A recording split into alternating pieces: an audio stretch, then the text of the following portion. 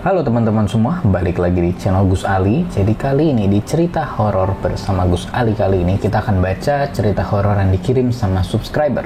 Nah, ini kalian bisa kirim ke gue lewat email yang ada di deskripsi atau kalian bisa langsung DM gue di Instagram gue yang selalu ada di bagian atas video ini.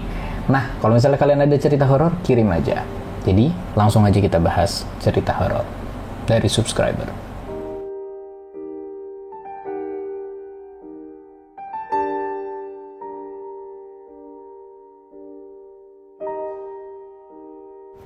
Oke, langsung aja kita baca ya. Halo Bang Ali, izin bercerita pengalaman yang sangat mengganjal bagi saya karena horor sekaligus mengancam nyawa.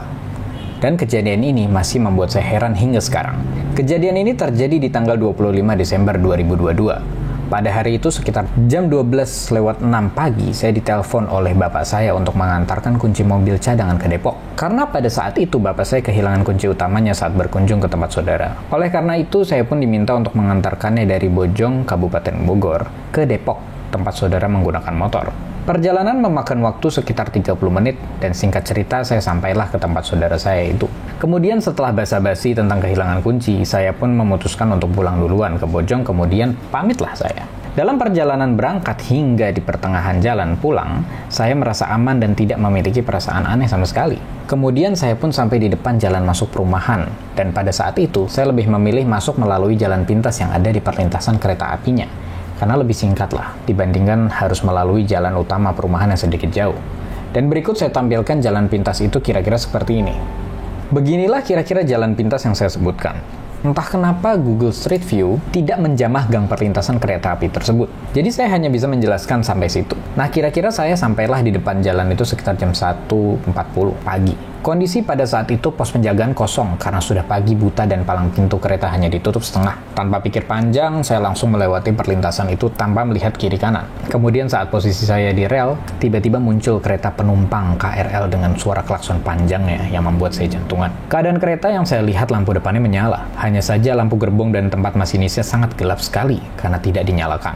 Kemudian dengan rasa panik, langsung saya gas masuk ke gang dan syukur saya masih sampai di rumah dengan keadaan selamat. Nah, yang menjadi kebingungan saya selama ini yaitu apakah iya ada kereta di jam 1.40 pagi, padahal kereta api KRL saja baru mulai beroperasi sekitar jam 3 pagi dan terakhir beroperasi di jam 12 malam. Dan jika memang itu kereta ingin pulang ke Dipo untuk memulai persiapan pagi harinya, kenapa datang dari arah Jakarta, bukan dari arah Bogor? Sebab Dipo kereta sepengetahuan saya di Depok. Dan terakhir, kenapa saat pengoperasian kereta, lampu gerbong dan tempat masinisnya dimatikan? Sebab kabar dari teman-teman saya, hal itu tidak mungkin terjadi. Dan hingga detik ini saya masih penasaran mengapa hal tersebut bisa terjadi. Tetapi saya hanya menganggap itu mungkin hanya human error dan apesnya terjadi pada saat saya merasa aman menerobos jalur kereta itu pada jam 1.40 pagi. Karena dugaan saya yang tidak mungkin ada kereta. Melalui kejadian tersebut saya bisa mengambil kejadian untuk tetap melihat kanan kiri di mana kapanpun hingga detik ini, terutama saat melewati perlintasan kereta api. Entah itu hal gaib atau bukan, saya tetap merasa mungkin kejadian tersebut adalah pelajaran untuk saya berkendara lebih aware lagi ke depannya. Sekian yang saya bisa ceritakan dan semoga cerita ini bisa menjadi pelajaran juga untuk kita semua. Terima kasih Bang sudah membuat wadah untuk bercerita, sehat dan sukses selalu untuk Bang Ali dan sekeluarga. Terima kasih Bro YoelMS atau YoelMS_YT. Jadi ini emang serem ya, mungkin emang kereta itu ada gitu lagi dipakai aja. Habisnya gue kalau yang hal goib yang berurusan dengan kereta ada gitu-gitu, gue sendiri nggak gampang percaya gitu loh. Tapi ini kan kejadian yang lo alamin sendiri. Bisa jadi emang lagi ada kereta yang emang pulang atau gimana gitu. Nah tapi aneh juga ini, ke tempat masinisnya gelap. Nah mereka nggak nyalain dan aneh banget dan lo hampir ketabrak gitu kan. Emang serem sih, bisa dibilang ini hal goib atau bukan itu tinggal kalian yang mengartikannya sendiri. Tapi kalau gue pribadi sih kayak gue rasa bukan, emang beneran ada kereta gitu kan. Tapi emang serem sih. Pertama di map nggak kebaca, dan yang kedua itu kereta out of nowhere muncul gitu kan. Tapi yang pasti sih alhamdulillah Bro Yoel diselamatkan gitu kan. Bro, thank you banget untuk ceritanya.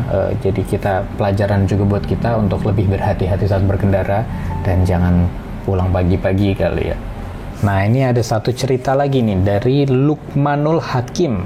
SPD atau IG-nya Lukmanul Hakim 089278. Jadi langsung aja kita baca ceritanya nih.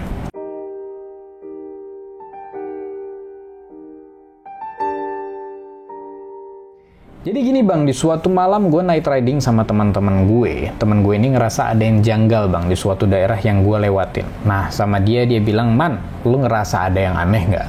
Gue jawab, "Kagak bro, kenapa emangnya?" Temen gue bilang, "Gue ngerasa ada yang aneh jir." Nah setelah itu kecium lah aroma melati.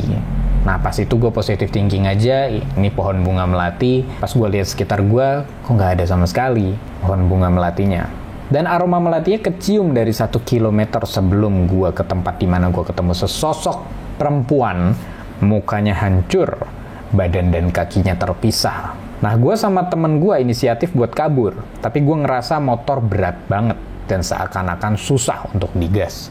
Padahal posisi gasnya udah mentok bang, dan speedometernya menunjukkan angka 100 km per jam. Di situ gue sama temen gue langsung berdoa dan pelan-pelan buka gas lagi. Alhamdulillah langsung bisa jalan lagi, dan itu adalah kenangan yang tak bisa gue lupakan selama gue night riding bang. Simple, padat, dan seram. Mantap sekali. Untuk Lukman yang kalau lagi nonton video ini boleh di komentar, di komen aja, nanti gue pin lokasinya di mana ya.